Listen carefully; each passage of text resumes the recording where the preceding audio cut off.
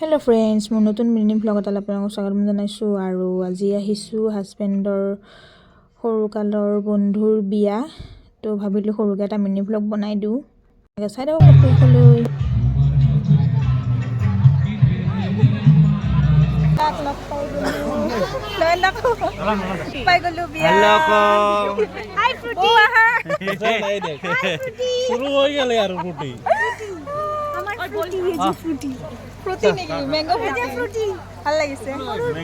বন্ধুৰে wife কি নাম আছিল, কি ব্লগ?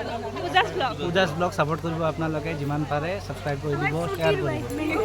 বিয়াত লগ পালোঁ ট্ৰেভেলাৰ নয়ন দা আৰু তেওঁৰ ৱাইফ, হাজবেণ্ডৰ সৰুকালৰে বন্ধু হয়। বহুত ভাল লাগিল তেওঁলোকক লগ পাই।